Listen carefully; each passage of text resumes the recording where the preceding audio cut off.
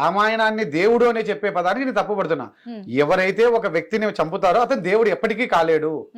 యేసు ప్రభు ఎవరిని చంపలేదు కాబట్టి దేవుడిగా ఆరాధించారు. అల్లా ఎవరిని చంపలేదు కాబట్టి వాళ్ళని దేవుడిగా ఆలోచిస్తున్నాడు. అల్లా ఒకరిని చంపమని చెప్పలేదు, యేసు ప్రభు ఒకరిని చంపమని చెప్పలేదు. వాళ్ళ బుక్కులో కూడా లేవు.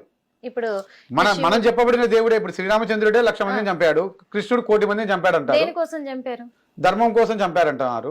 నిజంగా ధర్మం కోసం అంటే ఏ ధర్మం కోసం? వాళ్ళ ధర్మం కోసమా, హిందూ ధర్మం కోసమా? సార్, రాక్షసులు పాలించడానికి వచ్చినప్పుడు నా ప్రజలు బ్రతకరు అనుకున్నప్పుడు ఏం చేయాలి ఆ రాజు? మేడం, ఇక్కడ రాక్షసులు అనే పదమే తప్పు మేడం. ఇక్కడ రాక్షసులు అంటే అందరూ మనుషులే మేడం, వాడి బుద్ధి చెడ్డది.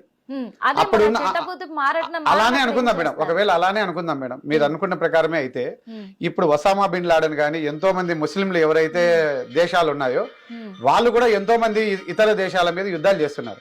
వాళ్ళ ధర్మం కోసం వాళ్ళు యుద్ధాలు చేస్తున్నారు. అప్పుడు వాళ్ళందరూ కూడా దేవుళ్ళేనా? ఎట్లా అవుతారు? మళ్ళీ రాముడు చేసింది ఎట్లా? రాముడు గాని కృష్ణుడు గాని చేసింది వాళ్ళ రాజ్యం కోసం వాళ్ళు యుద్ధాలు చేశారు కానీ ధర్మం కోసం యుద్ధాలు చేయలేదు. అది ధర్మం అని చెప్పడం తప్పు.